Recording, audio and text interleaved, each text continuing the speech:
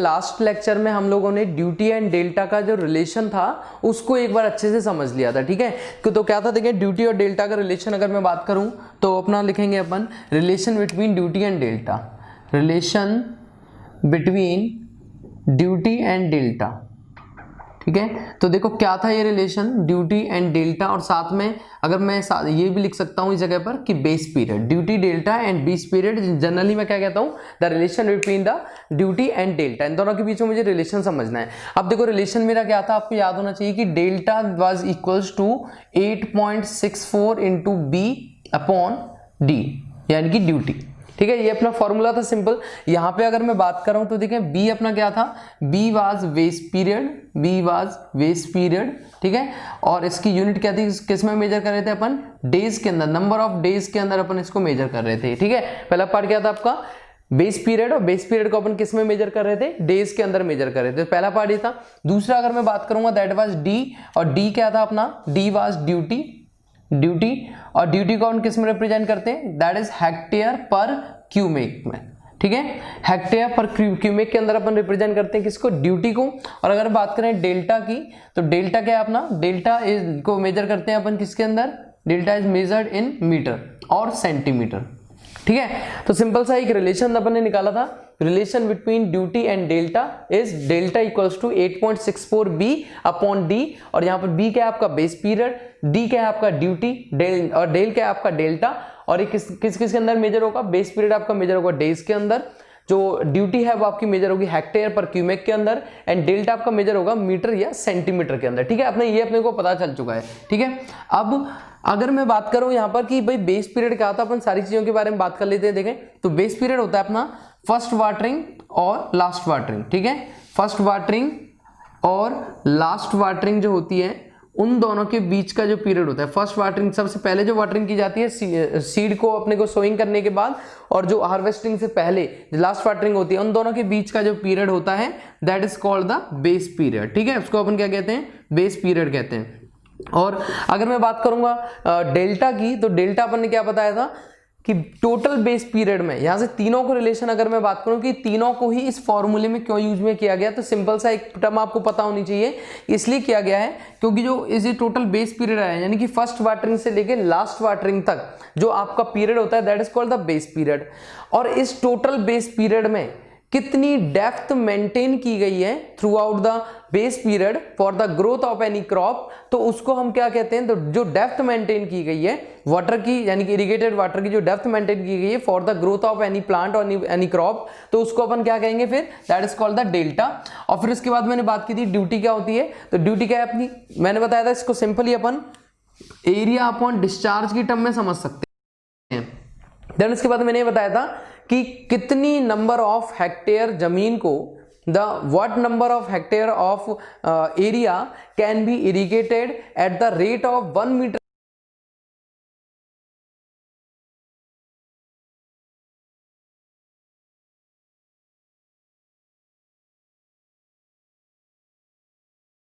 Cube per second discharge for during the total base period for the growth of any crop, यानी कि किसी crop की growth के लिए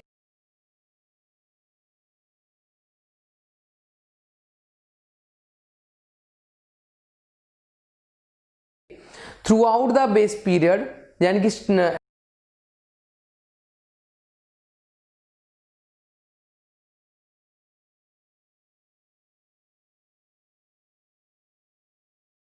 फर्स्ट एंड लास्ट वाटरिंग के बीच में throughout the base period अपन कितना हेक्टेयर एरिया को इरिगेट कर सकते हैं, जो वाटर अवेलेबल हो रहा है इरिगेशन के लिए, that is called the duty. समझ में आ गया, ड्यूटी क्या है अपना। देन इसके बाद डेल्टा के बारे में अपन जान ही चुके हैं, और आपका बेस पीरियड अपना हो गया, ठीक है। तो तीनों के बारे में अपने जान लिया कौन सी चीज क्या है, ठीक है। अब उसके बाद मैंने बताया था कि ड्यूटी को अपन फिर उसके बाद अपन जो ड्यूटी में जो आपकी कौन कौन सी थी, फ्लो ड्यूटी, स्टोरेज ड्यूटी और वेल ड्यूटी, ठीक है। फ्लोइंग वाटर से जो ड्यूटी कैलकुलेट करेंगे दैट वाज फ्लो ड्यूटी। उसके बाद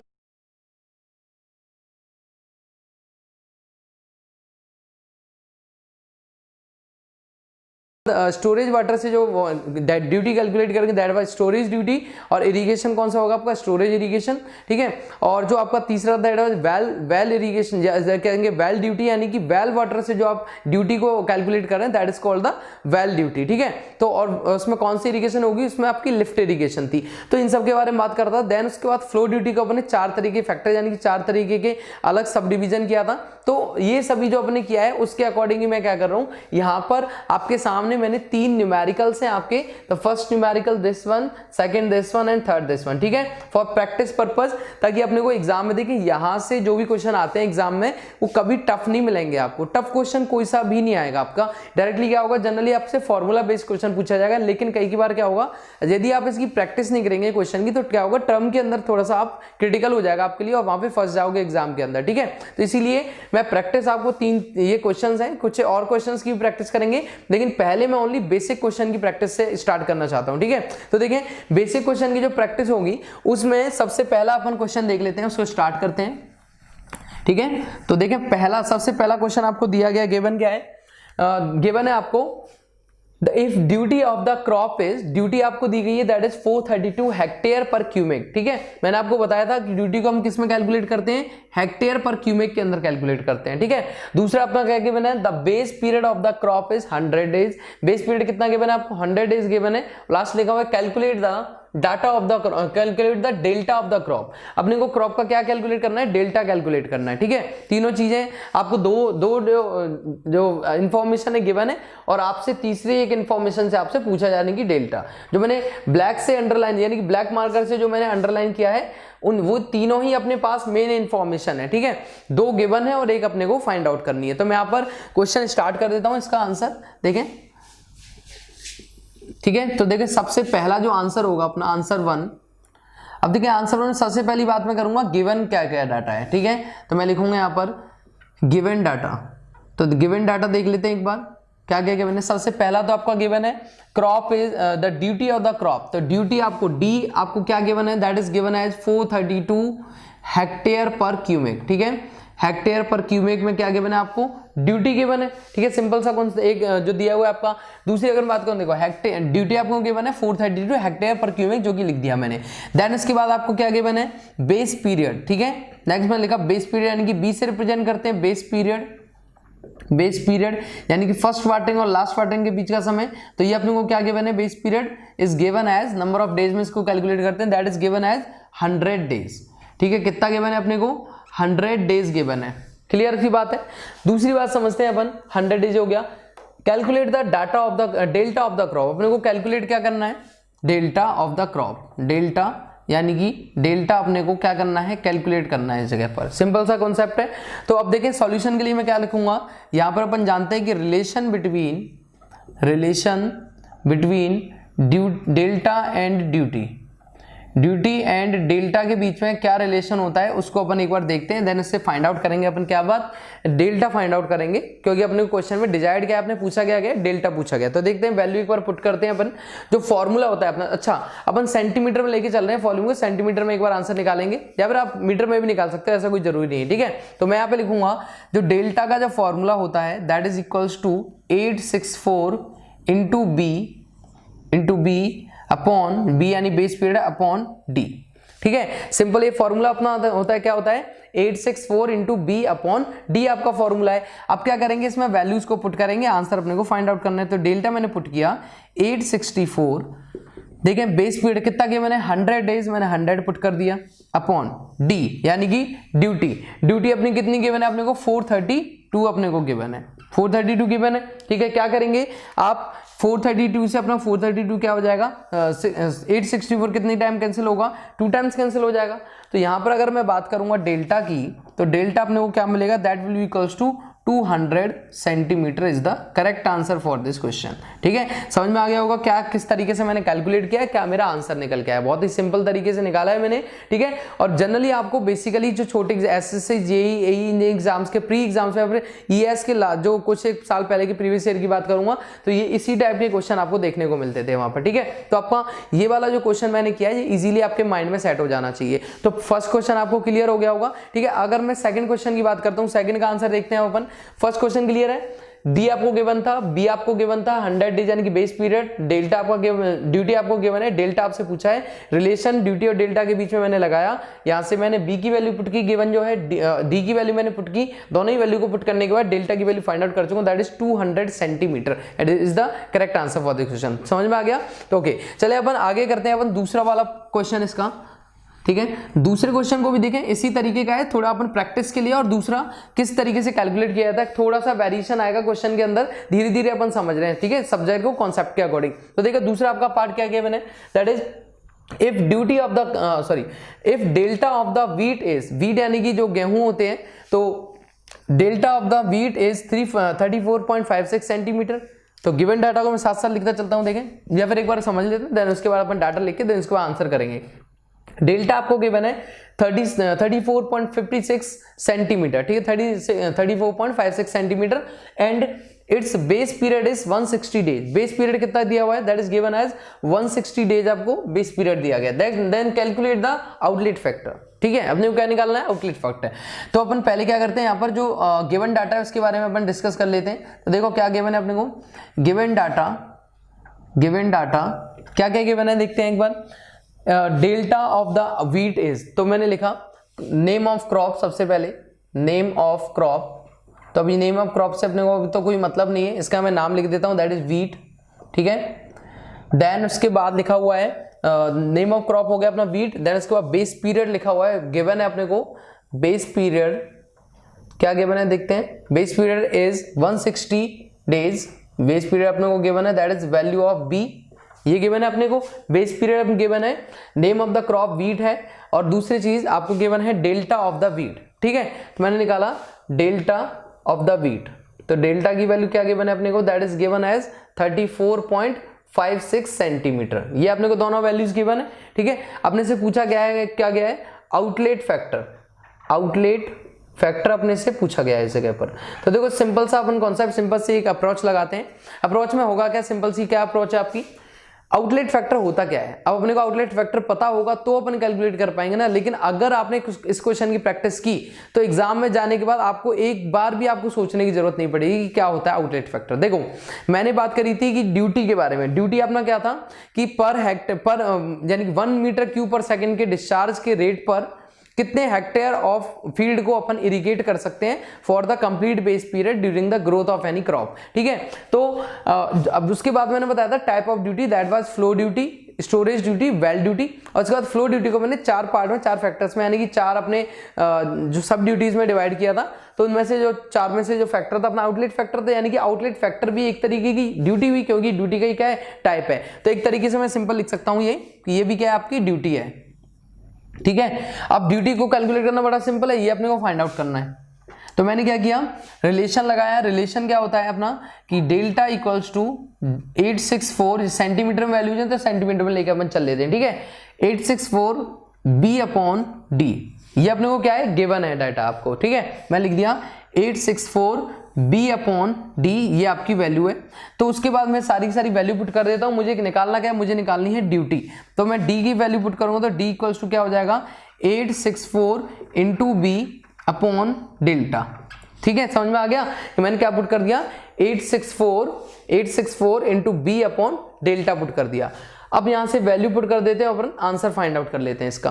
तो देखते हैं एक बार, डी इक्वल्स टू क्या हुआ, 864 इंटू बी, तो 864 इंटू बी क्या मतलब बेस पीरियड कितना है अपने पास गिवन, दैट इज 160, ठीक है, अपॉन डेल्टा की वैल्यू कितनी गिवन है, दैट इज 34.56, कितना गिवन है, 34.56 आपको गिवन है। तो जब यहां पर मैं डी की बात करूंगा, जब आंसर फाइंड आउट करूंगा इसको सॉल्व करने के बाद, तो जो मुझे वैल्यू मिलेगी that will be equals to 4000 hectare पर क्यूबिक, 4000 हेक्टेयर पर क्यूबिक मुझे क्या मिलेगा, यहां से आंसर फाइंड आउट हो जाएगा। आई होप आपको क्लियर हो चुका होगा। तो ड्यूटी आपकी कितनी होगी, दैट विल बी 4000 हेक्टेयर पर cubic is the correct answer for this question. तो 2 क्वेश्चन अपने को समझ में आ चुके हैं, दोनों ही बहुत सिंपल अप्रोच पर थे, ड्यूटी और डेल्टा के रिलेशन से मैंने फाइंड आउट कर लिया था। अब चलते हैं अपन नेक्स्ट क्वेश्चन देखते हैं अभी। तो देखिए जो भी क्वेश्चन आप कर रहे हैं उनकी प्रैक्टिस से ही आपको सब कुछ समझ में आने लगेगा और चीजें क्लियर भी होंगी कि कौन सा कहां पर किस क्रॉप के लिए मुझे कितने वाटर की रिक्वायरमेंट होती है, या फिर किस तरीके से मैं डेल्टा निकाल रहा हूं, किस तरीके से ड्यूटी कैलकुलेट कर रहा हूं, ठीक है। तो देखिए नेक्स्ट क्वेश्चन क्या किया मैंने आपको, next question is if transplantation of rice requires 50 days time, ठीक है। इसने बोला कि ट्रांसप्लांटेशन का मतलब है, कहने का मतलब होता है किसी पौधे को लगाना, यानी कि उसकी ग्रोथ करना, ठीक है। सिंपल सा है, transplantation of rice requires 50 days time, ठीक है, कि 15 दिन जरूरत होती है रोपण करना है। रोपण करना है यानी कि उसको लगाना, ठीक है, उस पौधे को, और उसकी ग्रोथ करना, ये होता है अपना ट्रांसप्लांटेशन। तो if transplantation of rice requires 15 days time, 15 दिन के टाइम की रिक्वायरमेंट है किसके लिए? For transplantation of rice requires, ठीक है। अब कहूंगा क्या? The depth of the water required during this time is 40 centimetre, यानी कि इस 15 दिन के लिए जो डेप्थ ऑफ द वाटर है, यानी कि ये 40 अगर मैं बात करूंगा तो ये क्या वैल्यू है इसकी? 40 value, that is the depth required of the water for the growth, complete growth of the transplantation of rice for 15 days. 15 दिन के लिए राइस के ट्रांसप्लांटेशन के लिए जो वाटर की रिक्वायरमेंट है, डेप्थ ऑफ वाटर की, दैट इज 40 सेंटीमीटर। लेकिन लिखा गया but 20 centimetre effective depth of rainfall take place. इसने कहा कि जो अभी इसका मैं मीनिंग बताऊंगा कि भाई 20 centimetre effective depth of rainfall है, वो क्या कर गई है? उस जगह पर टेक प्लेस यानी कि अकर हो गई है। तो अपने को निकालना क्या है? Calculate the duty of the crop. अपने को क्या निकालना है? क्रॉप की ड्यूटी कैलकुलेट करनी है। अब बहुत सिंपल सा एक अप्रोच और सिंपल सा इसमें कॉन्सेप्ट है। देखो पहले एक बात समझना जरूरी है, जो राइस होती है उसका कोई सीड नहीं होता। सिंपल बात समझ में आनी चाहिए। पहली बात तो ये एक बेसिक नॉलेज के लिए कि जो राइस होती है, जो चावल होता है, उसका कोई सीड नहीं होता, उसका एक प्लांट यानी पौधा लगाया जाता है, ठीक है। तो राइस का पौधा लगाना है अपने को, राइस का प्लांट ट्रांसप्लांट करना है यानी कि ट्रांसप्लांटेशन करना है अपने को, और उसके रिक्वायरमेंट कितने डेज की रिक्वायरमेंट है? दैट इज ऑफ 15 डेज, यानी कि ट्रांसप्लांटेशन का मतलब है उसकी ग्रोथ के लिए जो वाटरिंग यानी जो इरिगेशन किया जाएगा वो 15 डेज की इरिगेशन के लिए, यानी कि जो बेस पीरियड है अपना। तो यहाँ पे क्या लिखूंगा? गिवन डाटा क्या क्या अपने को? गिवन डाटा, तो देखिए सबसे पहला गिवन डाटा अपना है नेम ऑफ द क्रॉप। मैंने लिखा नेम ऑफ द क्रॉप, ठीक है, नेम ऑफ द क्रॉप। ये क्या होगा अपना? क्रॉप। तो क्रॉप कितना कौन सा है अपना? राइस, ठीक है। अगर मैं बात करूंगा बेस पीरियड की, बेस पीरियड बी, यानी कि उसकी वैल्यू क्या होगी अपनी? Base period will be equals to 15 days. तो मैंने लिख दिया यहाँ पर 15 डेज, बेस पीरियड होगा आपका 15 डेज। देन उसके बाद क्या दिया गया आपको? देन दिया गया total weight, total depth of water required, total depth of water required, depth of water required, ये देखिए क्या होगा अपना? दैट इज इक्वल्स टू, अभी कितना क्या दिया हुआ है अपने को given? That is 40 centimetre. Total water की रिक्वायरमेंट कितनी है? 40 सेंटीमीटर। अब देखो जो डाटा गिवन है उसके साथ में एक बात और समझते हैं अपन कि ये जो इफेक्टिव डेप्थ लिखा है, यानी कि लिखा हुआ है the depth of the water required during this time is 40 centimetre, यानी कि 15 दिन के टाइम के लिए जो डेप्थ ऑफ वाटर मुझे मेंटेन करना है उसकी वैल्यू कितनी है? 40 सेंटीमीटर, ठीक है। कितनी वैल्यू है इसकी? दैट इज 40 सेंटीमीटर है उसकी वैल्यू।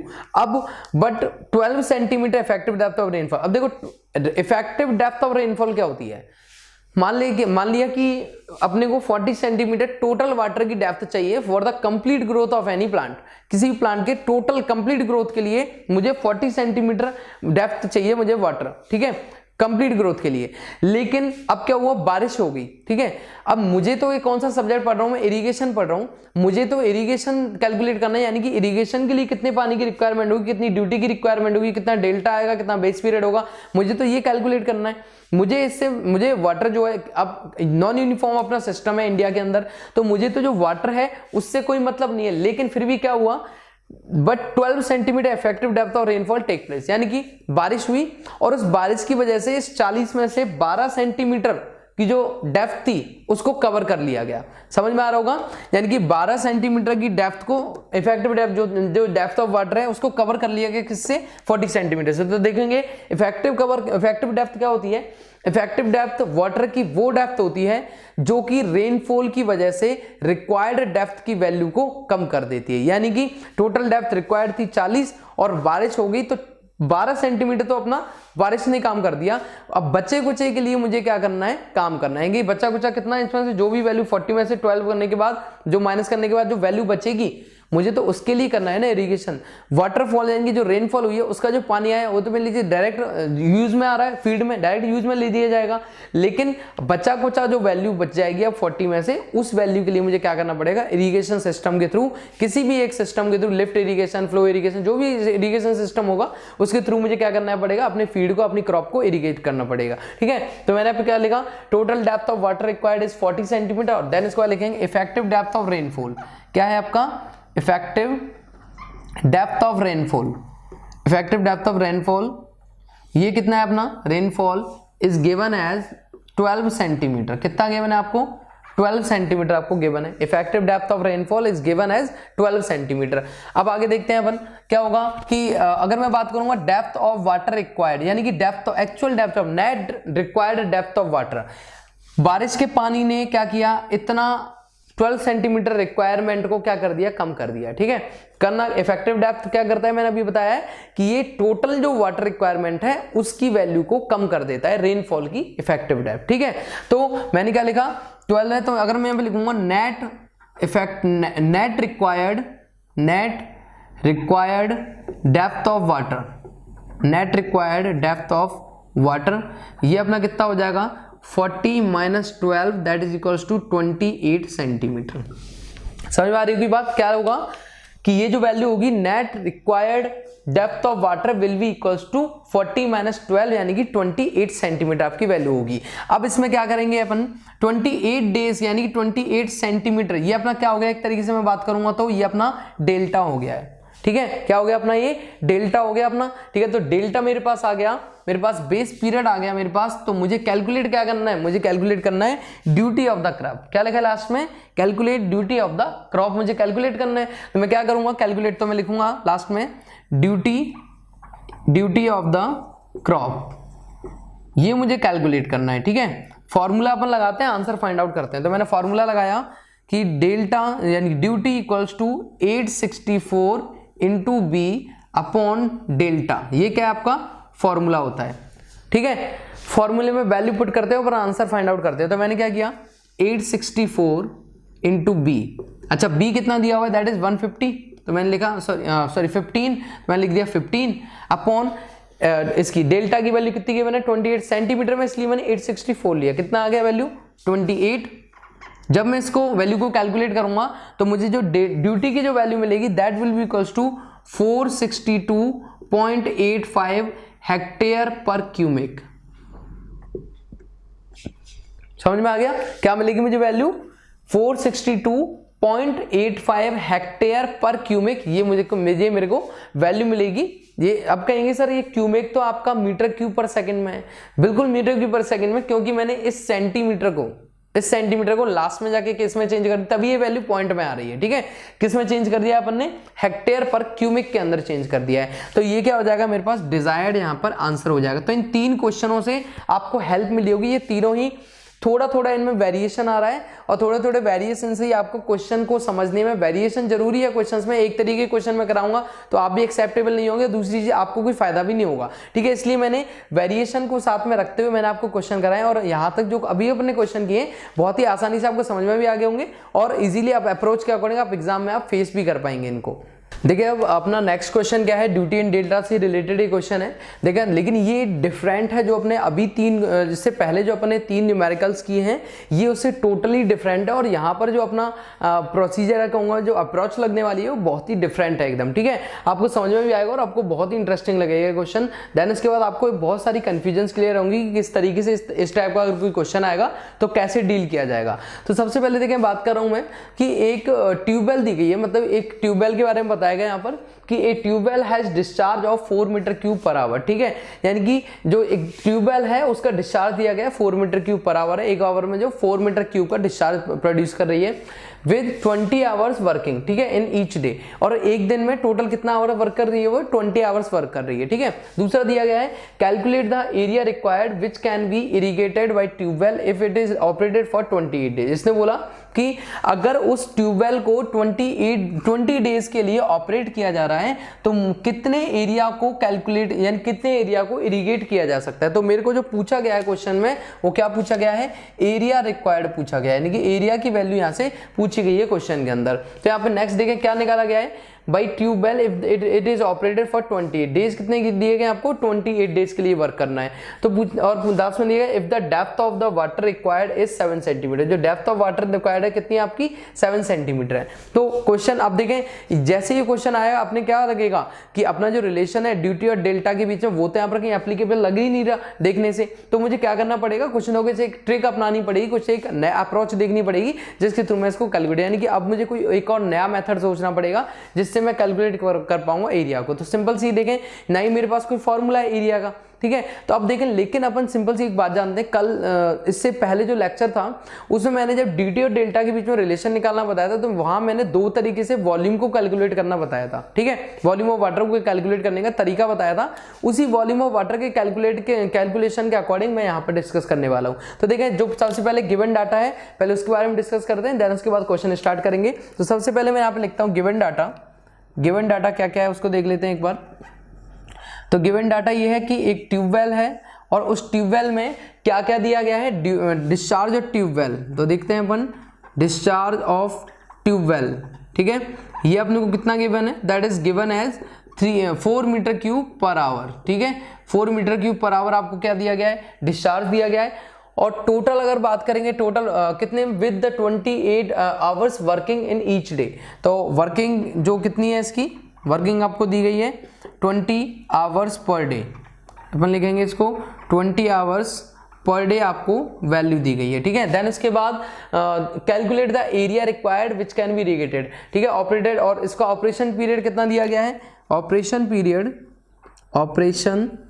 पीरियड ये आपको गिवन है दैट इज 20 डेज।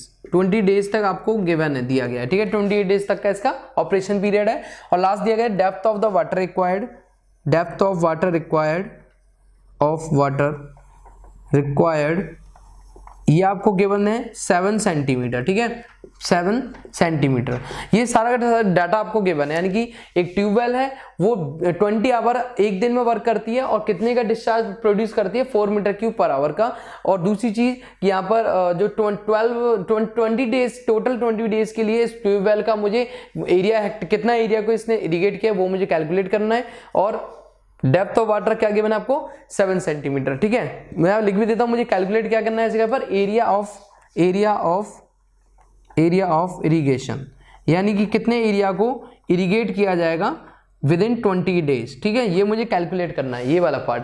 तो अब देखिए सिंपल सी बात है, यहाँ पर मैं किस वजह से और कैलकुलेट नहीं कर रहा हूँ उस अपने नॉर्मल रिलेशन जो था अपना ड्यूटी और डेल्टा के बीच में, वहां से रीजन ये भी है कि वहां पर जब ड्यूटी होती है वो ड्यूटी कहती है कि जो वाटर है वो पर यानी कि पूरे दिन में हर एक सेकंड के लिए वो कितना होना चाहिए डिस्चार्ज, उसका 1 मीटर क्यूब पर सेकंड होना चाहिए। लेकिन यहां पर क्या दिया गया है 4 मीटर क्यूब पर आवर होना चाहिए, तो ये वैल्यू डिफरेंट हो गई है। दूसरी चीज वहां पर टोटल 24 आवर्स के लिए यानी कि पूरे दिन के डिस्चार्ज के बारे में डिस्कस किया जाता है, लेकिन यहाँ पर कितने दिन में डिस्कस किया गया है 12 आवर्स में। इसीलिए अपन डायरेक्टली उन फॉर्मूला को यहाँ पर यूज में नहीं ले सकते हैं, इसलिए मैं क्या करूंगा वॉल्यूम कैलकुलेशन के फॉर्मूले काम में लूंगा। तो सबसे पहले देखें मैं बात करता हूं, हम लोग जानते हैं देखो कि जो डिस्चार्ज होता है, जो ड्यूटी होती है वो आपकी मैंने कैलकुलेट करने का तरीका बताया था एरिया अपॉन डिस्चार्ज, ये मैंने याद करने का तरीका बता दिया आपको, ठीक है। कि जो ड्यूटी होती है it is area bye discharge, simple तरीके से। तो अगर मुझे मान लीजिए मुझे डिस्चार्ज और इसमें यदि मैं मल्टीप्लिकेशन कर देता हूं तो मुझे क्या मिल जाएगा, एरिया मिल जाएगा, ठीक है। सिंपल सा एक अप्रोच यहाँ पर अपन देख रहे हैं। तो मैं क्या करता हूँ इस जगह पर सबसे पहले वॉल्यूम कैलकुलेशन करता हूँ। तो मैं लिखता हूँ वॉल्यूम ऑफ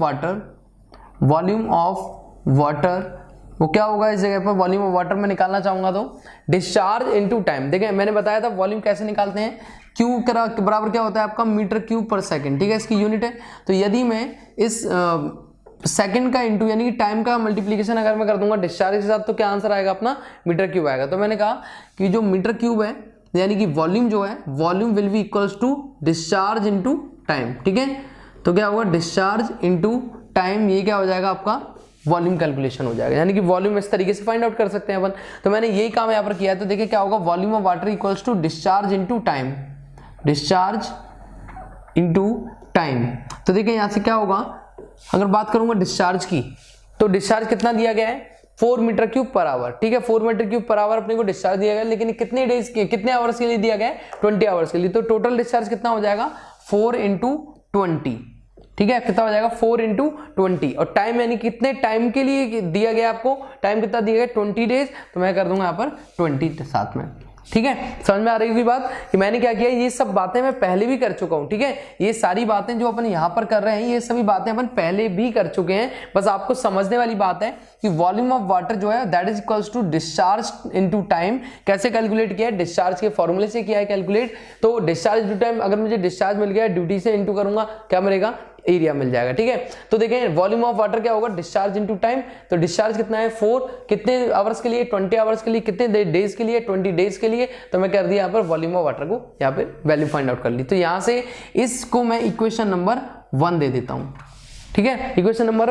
अब ध्यान हो तो वहां पर भी जब मैं एरिया डेल्टा और ड्यूटी के बीच में आप रिलेशन क्रिएट कर रहा था, तो उस जगह पर भी मैंने एक फॉर्मूला लगा था, यानी कि वॉल्यूम ऑफ वाटर कैलकुलेट करने का एक और तरीका मैं निकाला था। वॉल्यूम ऑफ वाटर अपन कैसे करते हैं, area into depth of water, ठीक है area into depth of water, depth of water.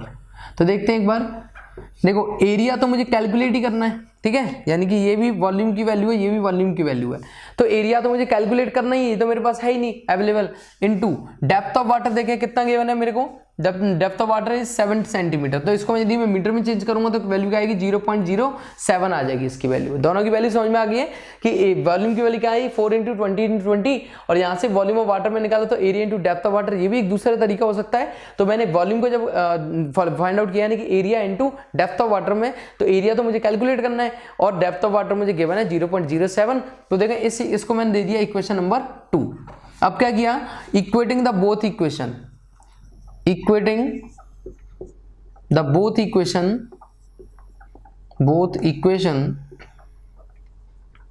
क्या होगा, दोनों इक्वेशनों को बराबर करेंगे अपन। तो equation first equals to equation second, ठीक है दोनों के इक्वेशनों को बराबर किया। पहली इक्वेशन क्या है 4 × 20 × 20 that is equals to equation 2, यानी कि एरिया इंटू 0.07, ठीक है ये वैल्यू कैलकुलेट करी। तो यहां से एरिया की वैल्यू देखते हैं, एरिया क्या आ जाएगा अपना 4 × 20 × 20 अपॉन 0.07। समझ में आ गई, वैल्यू मैंने सारी की सारी पुट कर दी इस जगह पर। मुझे क्या निकालना है, एरिया की मुझे वैल्यू फाइंड आउट करनी है। यहाँ से जो वैल्यू मिलेगी that will equals to 2.28 × 10⁴ metre square.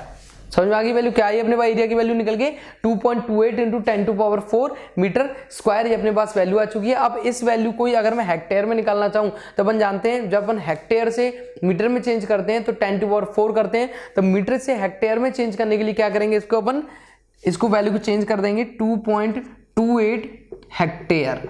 समझ में आ गया होगा वैल्यू, बात समझ में आ गई। तो क्या हो जाएगा आंसर 2.28 हेक्टेयर क्या हो जाएगा इस जगह पर, एरिया हो जाएगा। तो ये कुछ डिफरेंट अप्रोच थी क्वेश्चन को सॉल्व करने की। तो अब जो भी तरीके के क्वेश्चन हो सकते थे ड्यूटी और डेल्टा से रिलेटेड वो सभी मैं आपको बता चुका हूं, और इस टाइप से आप कहीं पर भी एरिया फाइंड आउट कर सकते हैं कितना इरिगेट होगा, या ड्यूटी कैलकुलेट कर सकते हैं। पहले सिंपल क्या था कि आपको ड्यूटी और गिवन थी, आपको डेज गिवन थे, बेस पीरियड गिवन था, आप डेल्टा फाइंड आउट कर सकते थे। किसी जगह पर आपको डेल्टा गिवन था और टाइम ऑफ पीरियड यानी कि बेस पीरियड गिवन था, आप यहां से ड्यूटी फाइंड आउट कर सकते थे। किसी जगह पर अपन या फिर अपन कह सकते हैं फैक्टर फाइंड आउट जो अपन कर रहे थे, इन्फ्लुएंस फैक्टर।